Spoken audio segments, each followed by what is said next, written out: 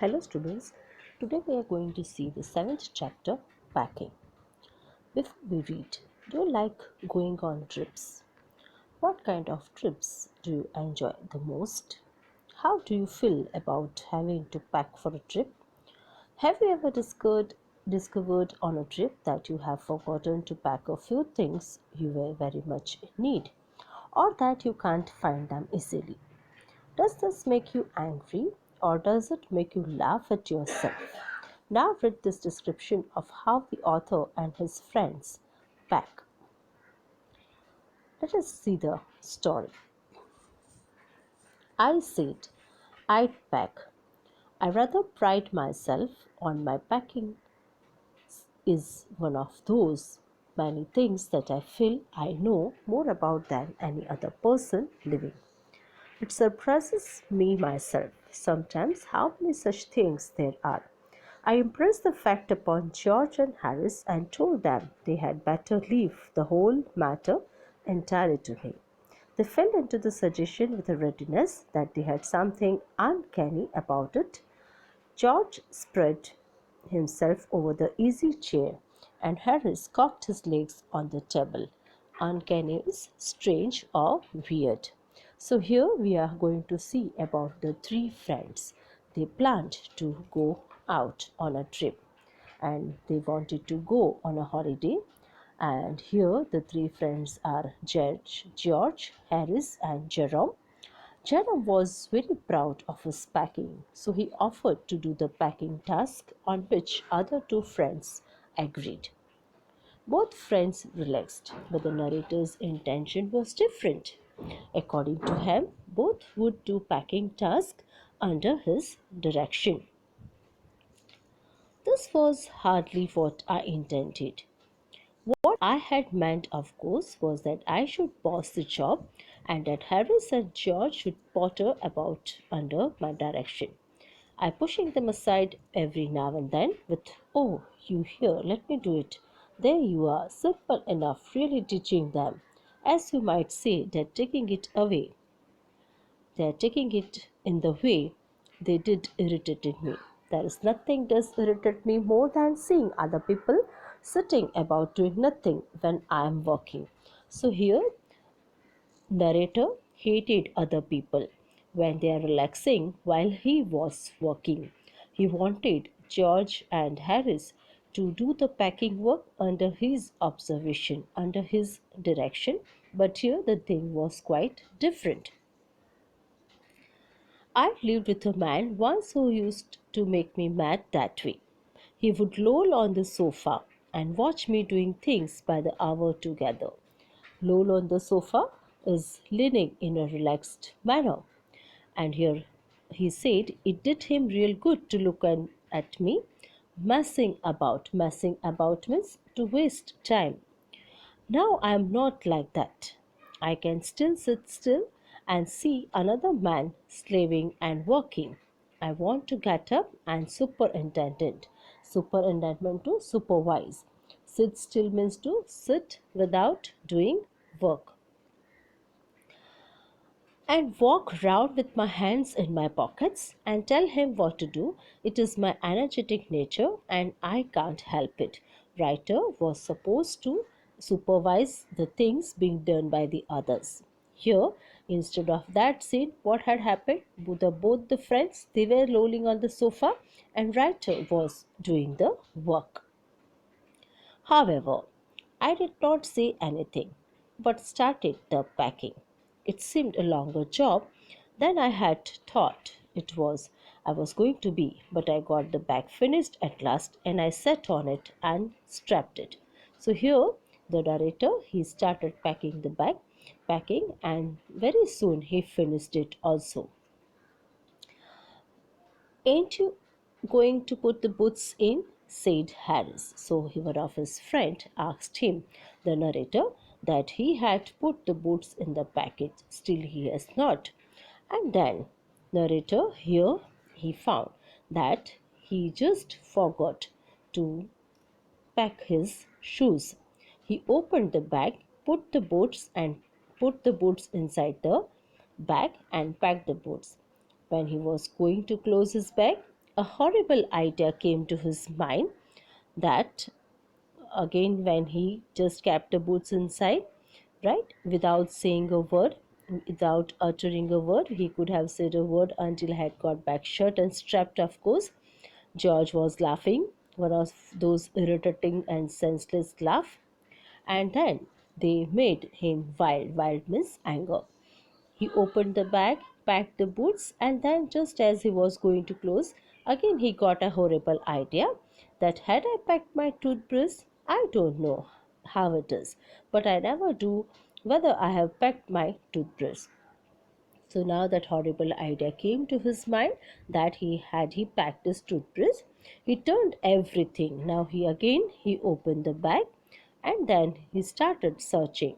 My toothbrush is a thing that haunts me when I am traveling and makes my life a misery. Haunts means here he's repeatedly giving trouble, right? So his toothbrush is always giving him trouble when he used to travel, and that make it life misery, a sad. I dream that I haven't packed it and wake up in a cold perspiration. Cold perspiration means it is a s- sweat. He was sweating, and then he get out of bed and hunt for it. Hunt for means it to search. And in the morning, I packed it before I have used it and have to unpack again to get it. And it is always the last thing I turn out of the bag, and then I repack and forget it. And have to rush upstairs for it at the last moment and carry it to the railway station wrapped up in my pocket handkerchief. So it was a very big thing for the narrator to manage the toothbrush. Whenever he used to travel, he used to take care that he always carry his toothbrush in his bag, because what he used to till the last moment he use it, and then at the last moment he used to run to his room, collect the toothbrush wrapped up in the pocket or handkerchief, and then run towards the railway station.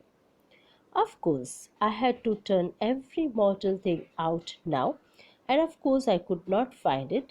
I rummaged the things up into the same state that now rummaged is searched in a hurried or a careless way. Every mortal thing means every ordinary thing here.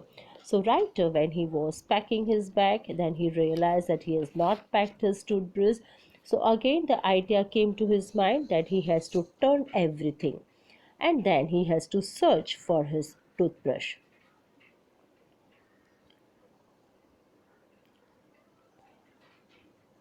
Must have been before the world was created, and when chaos reigned is confusion ruled. Of course, I found George and Harris 18 times over, but I couldn't find my own. I put the things back one by one and held everything up and shook it. Then I found it inside a boot. I repacked once more. So writer got his toothbrush from the one of hers.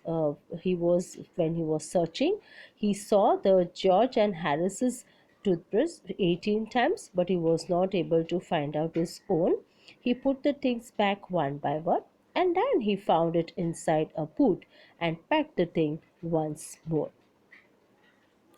When I finished, George asked if the soap was in. I said I didn't care a hang whether the soap was in or whether it wasn't, and I slammed the bag shut and strapped it. So when he finished the packing work, then after George asked him about the soap.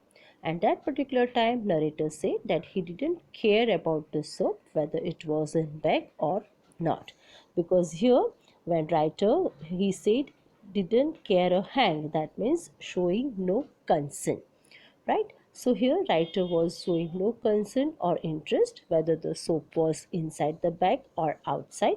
He just slammed the bag shut and strapped it, and found that he had packed his spectacles in it and had to reopen it. So now when he packed his boot, when he packed his toothbrush, everything was done, and then at last he realized that he has to open the bag again because he had packed his spectacles in it. Harris said that we should be wanting to start in less than 12 hours' time, and thought that he and George had better do the rest, and I agreed and sat down, and they had to go.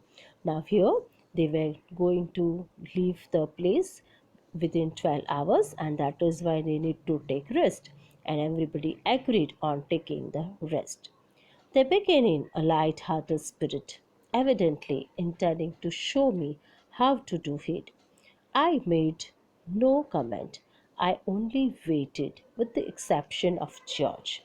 Harris is the worst packer in this world, and I looked at the piles of plates, cups, and kettles and bottles and jars and pies and straws and cakes and tomatoes, etc., and felt that the thing would soon become exciting. So here, as they were in a hurry to leave, so George and Harris, they both started packing up, and they started in a light-hearted spirit, and they were intending to show the narrator that they were the best packer.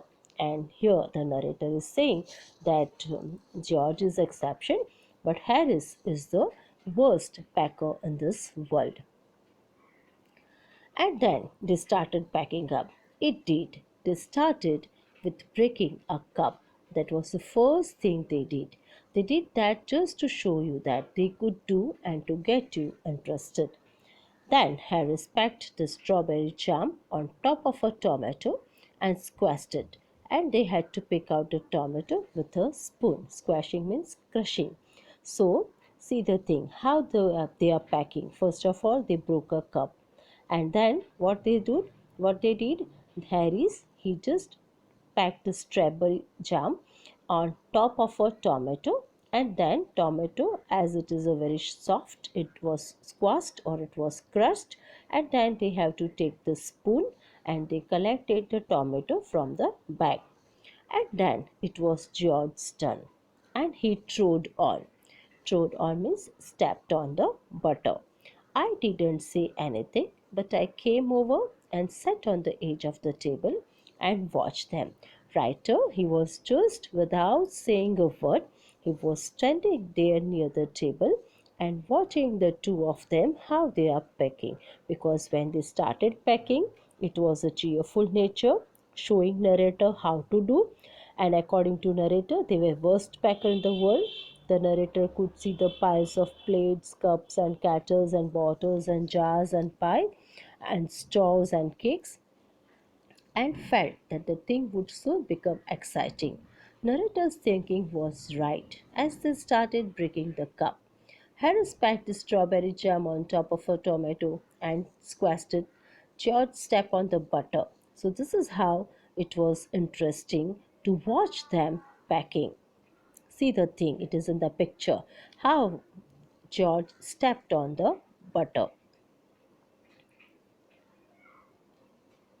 It irritated them more than anything I could have said. I felt that.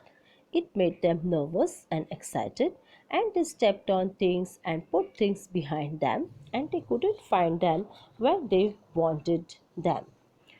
And they packed the pies at the bottom and put heavy things on top and smashed the pie, again crushing the pies. They upset salt over everything. Upset means to turn over, overturn. And as for the butter, I never saw two men do more with 1 and 2 pence worth of butter in my whole life than they did. So here narrator was seeing how George stepped on the butter. The narrator came over and quietly sat on the edge of the table, which irritated them as narrator felt. It made them nervous and excited.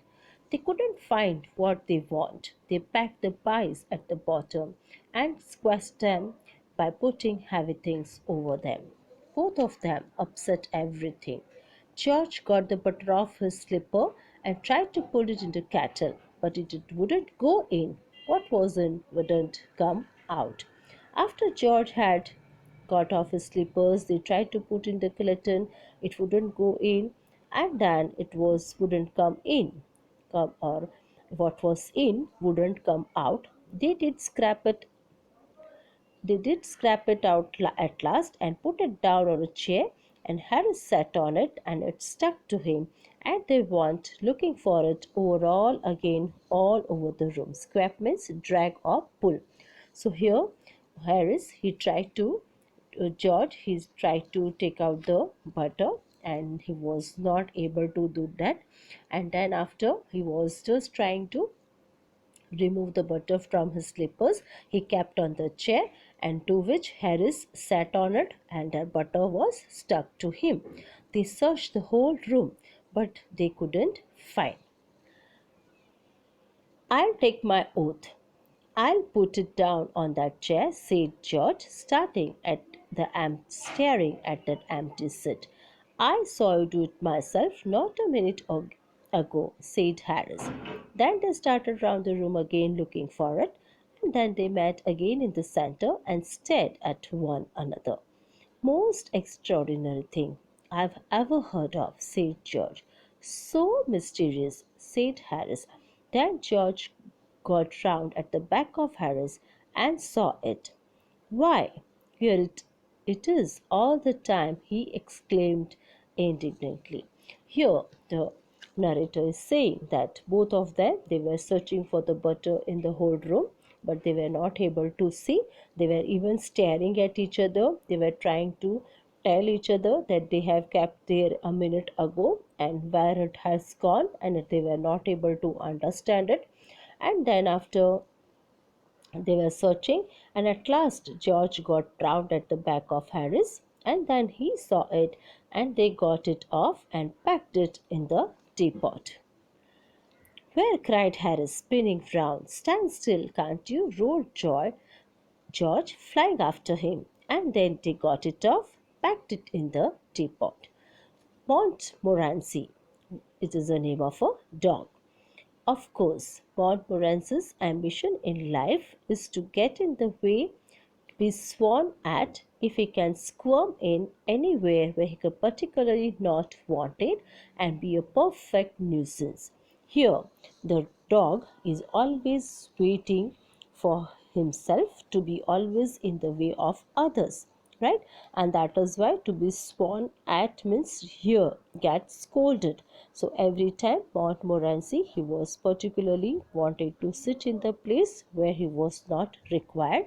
He used to make people mad, and then after making people mad, he used to have things thrown at his head. Then he feels his day has been not wasted. See what the narrator is saying? Dog was so clever, always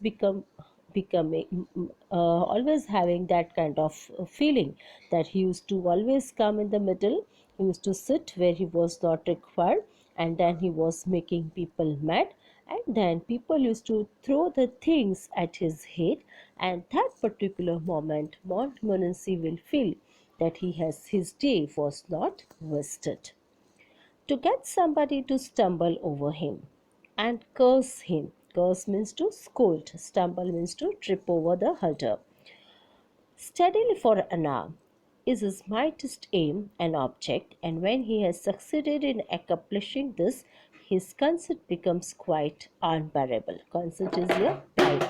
So here the narrator is saying that always used to be in the way of others. Everybody was stumbling over him, and then after he was getting the scolding, and that is why it was his highest aim, the highest aim of the dog, to get in the way and get scolded, and he felt that his day had not been wasted if he had made people mad and had things thrown at his head. His highest aim was to get somebody to stumble over him and curse him steadily for an hour. He came and sat down on things just when they were wanting to be packed, and that is why it is written here that when the things were going to be packed, he sat down on it. He labored under the fixed belief that whenever Harris or George reached out their hand for anything, it was his cold damp nose they wanted, and that is why he put his leg into the jam, and he worried the teaspoons. Worried means disturb, and he pretended that the lemons were rats and got into the hamper. Hamper is a basket for carrying food, and then he used to run after the lemon, and these three of them before Harris could land him with a frying pan. Land him means to beat him. Harris said, I encouraged him. I didn't encourage him. A dog like that doesn't want any encouragement. It is the natural, original scene that is inborn in him that makes him do things like that. He was always put his leg into the jam. He is worried disturbing the teaspoons. He was pretending that the lemons were rats and always getting into the hamper and kill that three of them, the three lemons, considering them as a rats. And then after Harris could land him with the frying pan. And it is Harris said it was the narrator who encouraged the dog to do these things. The packing was done at 12:50, and Harris sat on the big hamper and said he hoped nothing would be found broken. George said that if anything was broken, it was broken, which reflection means thought, seemed to comfort him. He also said he was ready for bed.